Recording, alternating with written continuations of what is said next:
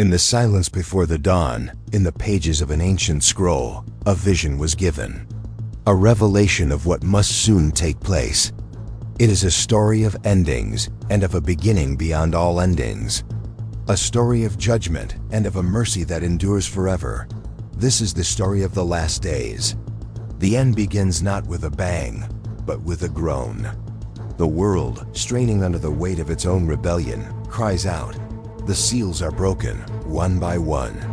A rider on a white horse, conquering with a bow. Then, war, followed by famine, and then death. A pale horse and its rider, whose name is Death, and Hades follows close behind. And then the earth itself trembles. The sun turns black as sackcloth, the moon becomes like blood. The stars of the sky fall to the earth, like figs shaken from a tree by a mighty wind. Every mountain and island is moved from its place. And humanity, from the greatest to the least, hides in caves and among the rocks, crying out for the mountains to fall on them, to hide them from the face of the one who sits on the throne. And when these events take place, look up, for your redemption is drawing near. For this is the time of testing, and only the pure in heart will truly see the day when the trumpets sound. 7 thunders roar, each blast unleashes a new wave of judgment upon the earth. The seas turn to blood, a third of all living creatures in the earth. The waters become bitter, and many die from its poison. The light of the sun and moon is slashed by a third, casting the world in a perpetual, eerie twilight. Yet, even these terrors are only the beginning of the birth pains. The abyss is opened, and locusts with the power of scorpions torment those who do not have the seal of God on their foreheads. An army of 200 million marches forth, bringing fire, smoke, and sulfur. 2 other angels follow, one holding a bottomless pit, and the other, a deadly plague. Men are given power to torment them for 5 months, but not to kill. And yet, such is their torment, that men will wish for death, but will not find it.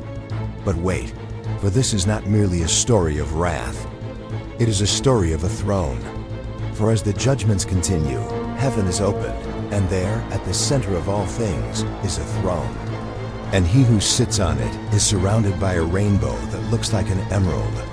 24 elders fall down before him, casting their crowns before the glassy sea, crying, Holy, holy, holy is the Lord God Almighty, who was and is to come. And they fall before the Lamb, who is worthy to take the scroll. And I saw in his right hand a scroll written within and outside with writing, and no one could understand the writing on the scroll. Then he said to me, Do not seal up the words of the prophecy of this book, for the time is near. Behold, I am coming soon, and my reward is with me, to give to everyone according to what he has done. I am the Alpha and the Omega, the beginning and the end, the first and the last. And then they see him, the Lion of the tribe of Judah, who is also the Lamb, a lamb, looking as if it had been slain. He alone is worthy to open the scroll. He alone has prevailed. This is the hope of the saints, the martyrs, the ones who have washed their robes and made them white in the blood of the Lamb. And the dragon, that ancient serpent called the devil and Satan, gathers the kings of the earth for war at a place called Armageddon. The beast and the false prophet perform lying signs, deceiving the nations. And so the kings of the whole world with their mighty armies assemble there to wage war against him and against his host. For this is the clash of the ages, and there is nothing that can stop it. And it comes to pass in the same hour, behold, I come quickly. To whom else would you have me go? For I have sent my messengers ahead of you. As for you, I will hasten my coming. And every high place that exalts itself against the knowledge of God will be brought low. And then, as if splitting the very heavens, he is coming. On a white horse, his eyes like blazing fire, on his head many crowns. His name is Faithful and True. With justice he judges and wages war.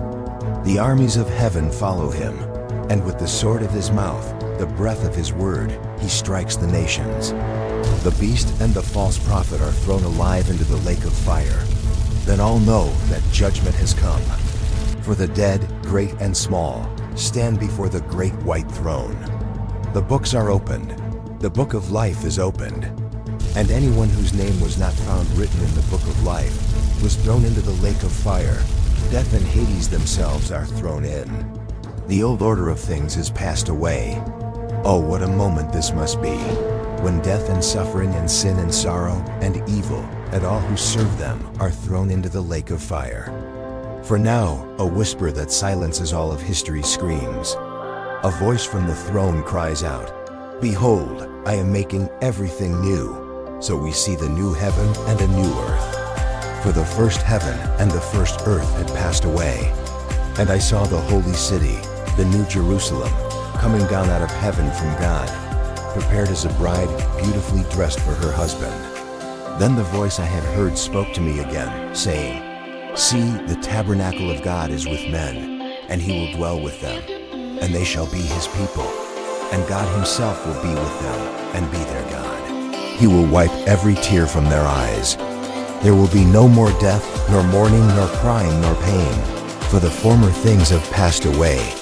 And when the books are opened, and your life is laid bare, will your name be found in the Lamb's book of life?